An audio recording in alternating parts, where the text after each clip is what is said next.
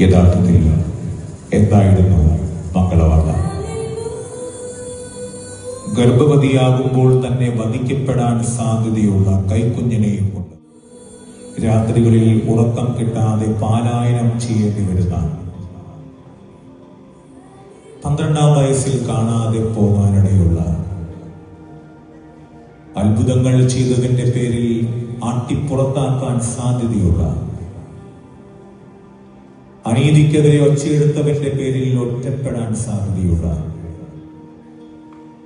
ഗണികകളുടെയും വീഞ്ഞുകുടിയന്മാരുടെയും പാപികളുടെയും കൂട്ടുകാരെന്ന മുദ്രകുത്തപ്പെടാൻ സാധ്യതയുള്ള, പുരോഹിതന്മാരെ അണലി സന്തതികൾ എന്ന് അഭിസംബോധന ചെയ്തതിന്റെ പേരിൽ വിചാരണ ചെയ്യപ്പെടാൻ സാധ്യതയുള്ള, ചാട്ടിയടിയേറ്റ് പുറം പൊളിയാനും നഗ്നനാക്കപ്പെടാനും കുരിശിൽ തറയ്ക്കപ്പെടാനും സാധ്യതയുള്ള ഒരു മകന് നീ ജന്മം നൽകും എന്നതായിരുന്നു മറിയത്തിന് ലഭിച്ച മംഗളവാർത്ത. ദൈവം പേരിട്ട് വിളിക്കുന്ന മംഗളവാർത്തകൾക്ക് മനുഷ്യൻ കിനാവ് കാണുന്ന മംഗളവാർത്തകളുമായി സാമ്യമുണ്ടാകുവാൻ സാധ്യതയില്ല. പക്ഷേ ദൈവത്തിന്റെ ആ മംഗളവാർത്തകൾ ആനന്ദത്തോടെ ഏറ്റെടുക്കുന്നവർ, അതുമൂലമാണ് മറ്റു മനുഷ്യർ രക്ഷ പ്രാപിക്കാനിരിക്കുന്നത്.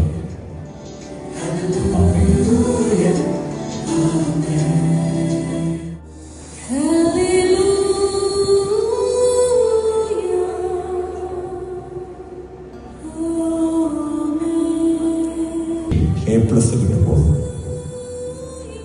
അനിയന്റെ മകൾ കലാതിലകമാകുമ്പോൾ, ചേട്ടന്റെ മകൻ ഡിസ്കസ് ത്രോയിൽ ഡിസ്ട്രിക്ട് ചാമ്പ്യനാകുമ്പോൾ, സ്വന്തം മക്കൾക്കെന്നതുപോലെ ഉള്ളിൽ ആനന്ദം പൊടിയുന്നുണ്ടെങ്കിൽ ആ കുഞ്ഞുങ്ങളെ ചേർത്ത് പിടിച്ച് ആശംസിക്കാനും അനുമോദിക്കാനുമാകുന്നുണ്ടെങ്കിൽ മാത്രമാണ് നിറവയറുമായി മലനിരകൾ കടന്ന് എലിസബത്ത് എന്ന ചാർച്ചക്കാരിയുടെ വീട്ടിലേക്ക് നടന്നു നീങ്ങിയ മറിയത്തിന്റെ മനസ്സാണ് നമുക്കും എന്നൊക്കെ പറയാനാകുന്നത്. അങ്ങനെയല്ലാത്തവരെല്ലാം സ്വാർത്ഥതയുടെ കൂർത്തമനുകളേറ്റ് ഉള്ളം മുറിയുന്നവരുടെ മനസ്സും മുഖവും ഒക്കെയാകും തീർന്നത്.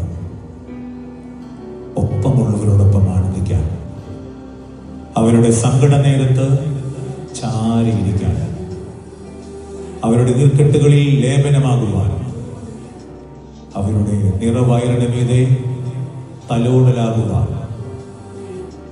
അവരുടെ പൊട്ടിത്തെറികളുടെ നേരത്ത് ശാന്തമാകുവാൻ മറിയത്തിന്റെ മനസ്സും കൃപയും നമുക്ക് ആവശ്യമാണ്. ആമേൻ.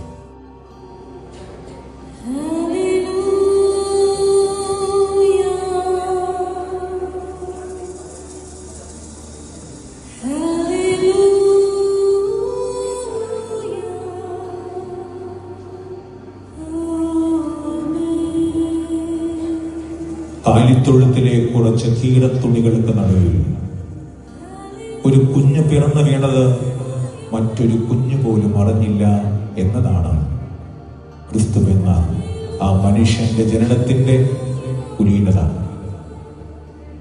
പിറക്കാൻ പോകുന്ന കുഞ്ഞിനായി നടത്തപ്പെടുന്ന ബേബി ഷവറുകളിൽ വീട്ടുകാരും നാട്ടുകാരും നനഞ്ഞും, പ്രഗ്നൻസി ഫോട്ടോഷൂട്ടിൽ പതിഞ്ഞും പതിപ്പിച്ചും, 7-ാം മാസത്തിലെ അലുവയും 9-ാം മാസത്തിലെ അച്ചപ്പവും ഒടുവിൽ 10-ാം മാസത്തിലെ പേറും നടത്തി കുഞ്ഞുങ്ങളുടെ കടന്നുവരവിനെ കാടിളക്കി ആഘോഷിക്കുന്ന ഒരു കാലഘട്ടത്തിലാണ് കാലിത്തൊഴുത്തിൽ ഒരു കുഞ്ഞു കരച്ചിൽ കാൽവലിയോളം കയറി ചെല്ലുന്നത്. ജനനം കൊണ്ടല്ല, ജീവിതം കൊണ്ടും മരണം കൊണ്ടുമാണ് ഒരു മനുഷ്യൻ കുലീനതയിലേക്ക് കയറുന്നത്. മറിയത്തിന്റെ 6-ാം മാസവും 9-ാം മാസവും മകന്റെ മാമോദീസായും മാലോകർ ആരും അറിഞ്ഞില്ലെങ്കിലും അയാളുടെ ജീവിതം അനേകരെയാണ് അത്ഭുതപ്പെടുത്തിയത്. കരയുന്നവരുടെ അതിരത്തിലെ ചിരിയും, മുടന്തരുടെ പാദങ്ങളിലെ നൃത്തവും, അന്ധരുടെ മഴവില്ലും, കേൾവിയേറ്റവരുടെ സംഗീതവുമായിരുന്നു ആ മനുഷ്യൻ ഒടുവിൽ മരണത്തെയും തോൽപ്പിച്ച് ഉയർപ്പ് നടത്തിക്കൊണ്ട് അയാൾ കാലത്തെ നെടുകെ കീറിയപ്പോൾ മാനവരുടെ മിഴിയും മനസ്സും നിറഞ്ഞു. അവരേറ്റു പറഞ്ഞ വാക്യം ഓർമ്മയില്ലേ?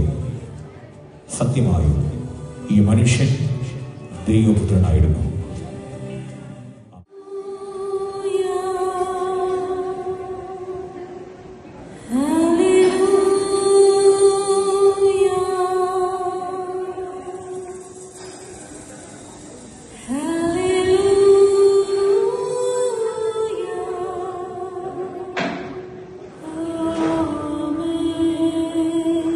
ചുവപ്പ് വിട്ടുമാറാത്ത കുഞ്ഞിനെയും കൊണ്ട് പള്ളിയകത്തേക്ക് കയറിയ മറിയത്തിന്റെ മാറിലേക്കാണ് ശീമോന്റെ പ്രവചനവാൾ പാഞ്ഞു കയറുന്നത്. പിറന്നു വീണത് പ്രപഞ്ച പാലകനാണെന്ന പൂർണ്ണ ബോധ്യമുണ്ടായിട്ടും അനുസരണമുള്ള ഒരു സാധാ ഭക്ത സ്ത്രീയെ പോലെ മറിയം ആ ദേവാലയത്തിലേക്ക് കടക്കുകയാണ്. ആ കാഴ്ചകൾക്ക് ഒരു കീഴടങ്ങലാണ്. ദൈവം ദാനമായി നൽകിയ ജീവസ്പന്ദനത്തെ ദൈവസഭയെ കാഴ്ചയർപ്പിക്കുന്ന ഒരമ്മ. അത് മതപരമായ ചടങ്ങുകളുടെ പൂർത്തീകരണമോ ചെയ്തു തീർക്കേണ്ട നിയമനിഷ്ഠകളുടെ നിവർത്തീകരണമോ അല്ല. കന്യകയായിരുന്നപ്പോൾ, കല്യാണമായപ്പോൾ മറിയം മിണ്ടിയത് മുഴുവൻ മാലാഖമാരോടായിരുന്നു. മറിയവും മകനും മയങ്ങിയ നേരത്താകട്ടെ അതേ ദൈവദൂതനോട് മിണ്ടിക്കൊണ്ടിരുന്നതോ ജോസഫ് എന്ന ആദീതി പുരുഷൻ. ദൈവത്തോട് മിണ്ടിക്കൊണ്ടിരിക്കുന്ന, ദൈവദൂതന്മാരോട് വഴികൾ തേടുന്ന, ഉണർവിലും ഉറക്കത്തിലും മാലാഖമാർക്കൊപ്പമായിരിക്കുന്ന മാതാപിതാക്കളുടെ മക്കൾ ഭാവിയിൽ അവശേഷിക്കുവാൻ പോകുന്ന ഇടവും ദേവാലയങ്ങൾ തന്നെയായിരിക്കും.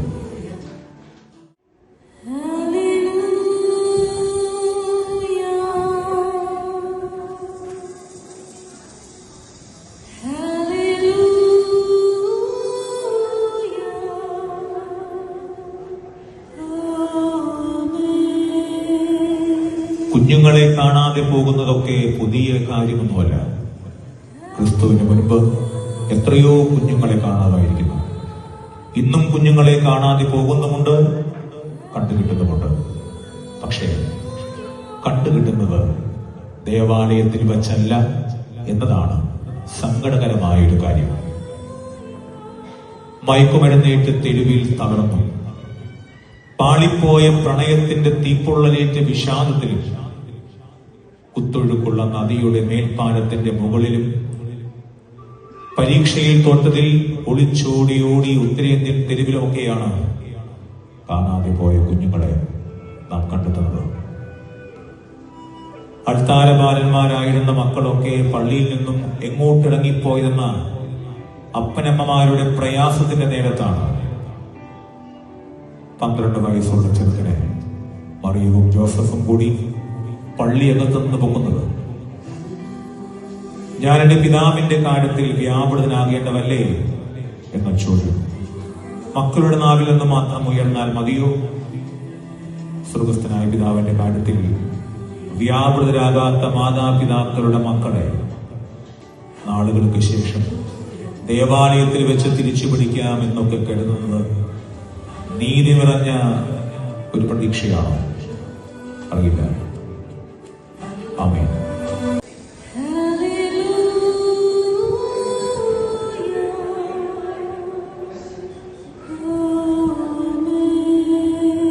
കർത്താവ് ചെയ്തു കൂട്ടിയ അത്ഭുതങ്ങളിൽ പൊതുവെ മദ്യപാനികൾ കൈയടിക്കുന്നത് കാനായിൽ വെള്ളം വീഞ്ഞാക്കി എന്നതിലാണ്.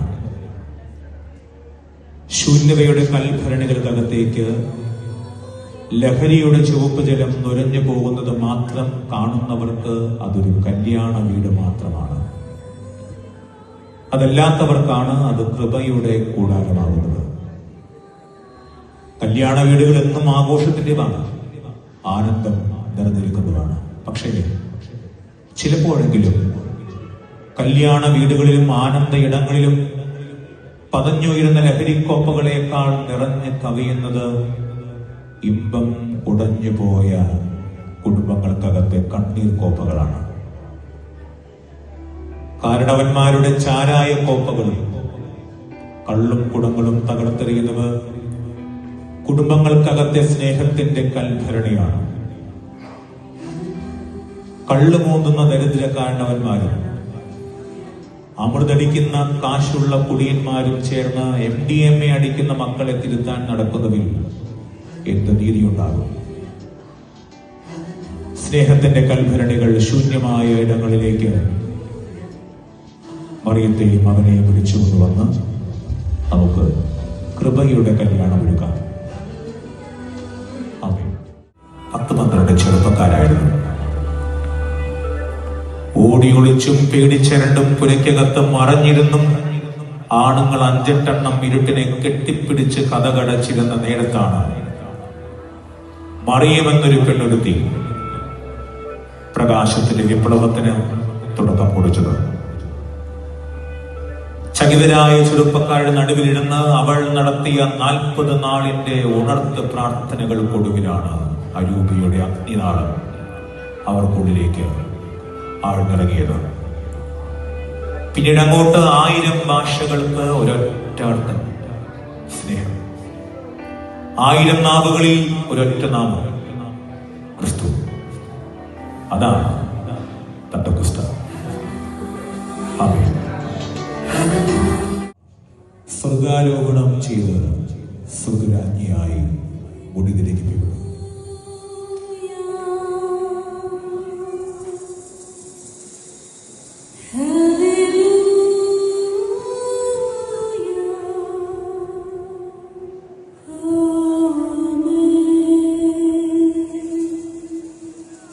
അതുവരേക്കും ആണുങ്ങൾ മാത്രം വാണിരുന്ന സ്വർഗത്തിലേക്കായിരുന്നു രാജ്ഞിയുടെ മുടി ധരിച്ചുകൊണ്ട് മറിയം എന്ന പെണ്ണ് കടന്നു ചെന്നത്. സ്വർഗത്തിന്റെ രാജ്ഞിയായി അവളെ മുടി വലിപ്പിച്ചതോ പിതാവും പുത്രനും ചേർന്നുകൊണ്ട്. സ്വർഗത്തിൽ ആ സ്ത്രീക്ക് കിട്ടിയ മഹിമയും മഹത്വവും ആദരവും അംഗീകാരവും ഇന്ന് ഭൂമിയിലെ വീടുകൾക്കകത്ത് കിട്ടുന്നുണ്ടോ എന്നതാണ് ഹൃദയത്തിൽ മുഴുങ്ങേണ്ട ചോദ്യം. ഞാനും നിങ്ങളും പാർക്കുന്ന വീടിനകത്തെ റാണിയാണോ സ്ത്രീ? അതോ അടുക്കളക്കകത്ത് ഒതുക്കപ്പെട്ട ഒരു നിശബ്ദതയാണ് അവൾ? പേടിച്ച് നേടിയെടുത്ത സർട്ടിഫിക്കറ്റുകൾ വെളിച്ചം കേറാത്ത അലമാരികളിലാണ്. ആണുങ്ങൾ ഇറങ്ങിപ്പോകും പോലെ പഴയ കൂട്ടുകാരുമൊത്ത് സായാഹ്നങ്ങളിൽ ഇറങ്ങിപ്പോകാൻ അവൾക്ക് അനുവാദമുണ്ട്.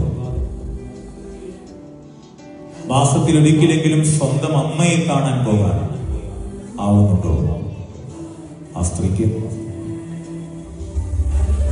ആരുമറിയാത്ത സങ്കടങ്ങളെ ചേർത്ത് പിടിച്ച് ഒറ്റയ്ക്കിരിക്കുമ്പോൾ അവളുടെ ഒപ്പം കൂട്ടിലിരിക്കാനെങ്കിലും ആരെങ്കിലുമുണ്ടോ? മാമറിയത്തെ സ്വർഗത്തിന് രാജ്ഞിയാക്കിയ മകൻ ഭൂമിയോട് ചോദിക്കുന്ന ചോദ്യം ഇതാണ്: അവിടെ സ്ത്രീകൾക്ക് സുഖമാണോ? അവിടെ സ്ത്രീകൾക്ക് സുഖമാണോ? ആമേൻ.